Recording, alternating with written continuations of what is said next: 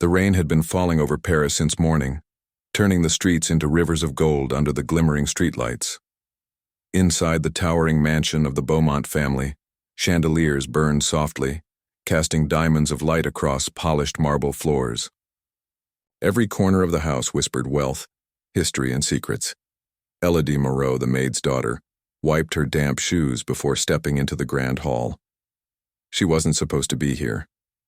Her mother, Celine, worked for the Beaumonts for 20 years, cleaning rooms, polishing silver, and raising Elodie quietly on her small wages. But tonight, Celine had begged her daughter to bring a folder she'd forgotten in her quarters upstairs.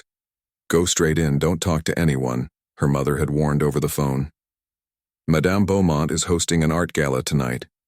Elodie had always been fascinated by the Beaumont's art collection. As an art student herself, surviving on scholarships and side jobs, she knew the names of the painters that hung in that mansion like jewels in a crown: Renoir, Monet, Delacroix. Legends she had only studied in books. But as she walked through the gallery, her eyes fell on a painting that made her stop. It was The Girl by the Window, a portrait rumored to be one of the rarest in France. Everyone in Paris knew about it. It was worth tens of millions and had been in the Beaumont family for generations. Elodie stepped closer. Something felt wrong. Her heart started to pound. The brushstrokes weren't right. The shadows lacked depth. Even the signature, it was slightly tilted, just enough to make her skin prickle. She whispered to herself, "That's impossible." A man in a tuxedo noticed her staring. "You shouldn't be here, mademoiselle," he said curtly. Elodie turned, her voice trembling. "That painting. It's a fake." The room seemed to freeze. A few guests turned toward her, surprised by her boldness. Madame Beaumont herself, a tall woman in a crimson gown, turned sharply. "Excuse me?" she said in a cold, melodic voice. Elodie's face flushed, but her conviction burned stronger. "The signature, it's wrong. The painter always signed with a double flourish under his name. This one doesn't have it." A soft murmur rippled through the room. Cameras flashed. Guests whispered. Madame Beaumont's husband Henri laughed lightly. "My dear, do you even know who painted that?" "Yes," Elodie said, her voice now steadier. "Henri Paul Duret. I studied him at the École des Beaux-Arts. That's not his work." Her mother appeared at the doorway just then, pale and trembling. "Elodie, what are you doing?" she whispered. Elodie's eyes were on the painting. "Maman, this isn't real. Someone replaced it." Madame Beaumont's smile faded. "That painting has been in my family for decades, young lady. Are you accusing us of fraud?" "I'm saying someone stole the real one," Elodie said quietly. The silence was so thick it felt alive. Then Madame Beaumont's tone changed, sharp, defensive. "Enough. This girl is clearly mistaken. Celine, take your daughter home immediately." Celine nodded, her eyes wide with fear, and grabbed Elodie's hand. But as they turned to leave, a voice stopped them. "Wait." It was Julien Morel, a journalist who had been covering the gala. He adjusted his glasses, intrigued. "Let the girl speak. If she's right, this is the story of the year." Henri's face flushed red. "This is outrageous. We won't be humiliated by a maid's child." Elodie's hand shook, but she met his gaze. "I can prove it." Within minutes, she found herself in front of the painting again, surrounded by guests and the press. She took out her small pocket light, the kind artists use to study pigments, and shone it on the lower corner of the frame. The glow revealed a thin line, a seam that shouldn't exist. Duret used natural pigments that react differently under UV light, she explained. This one uses synthetic titanium white. That pigment didn't exist in his time. Gasps filled the air. Madame Beaumont looked ready to collapse. Julien stepped forward. "So the real painting, where is it?" Elodie swallowed hard. Whoever did this knew what they were doing.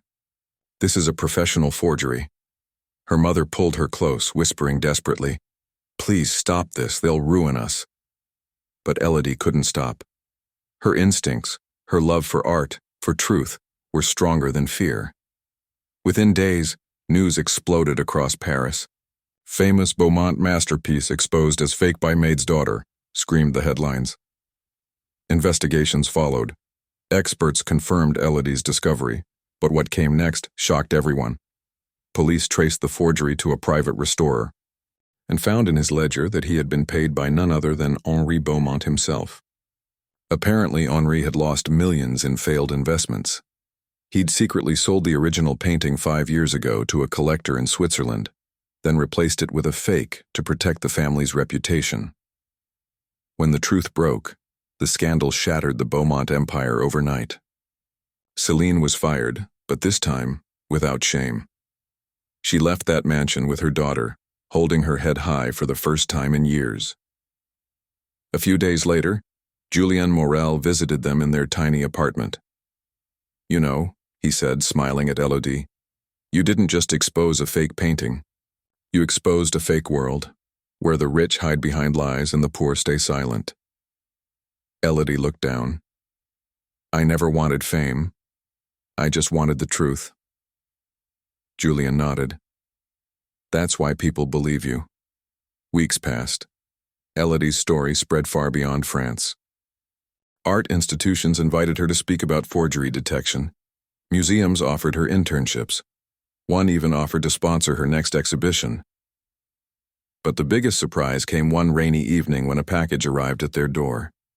Inside was a letter from the Swiss collector who had unknowingly bought the original painting. He wrote, "Mademoiselle Moreau, I read about your courage. I had no idea the painting was stolen. It's yours now. You deserve it more than any collector ever could."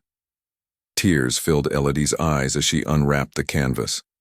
The true girl by the window, soft, radiant, alive. She stared at it for a long time, feeling as if the girl in the painting was looking right back at her, whispering gratitude. Her mother stood beside her, her voice trembling. "You did what I never could, Elodie. You stood up to them." Elodie smiled softly. "You raised me to never be afraid of truth, Maman, even when it hurts."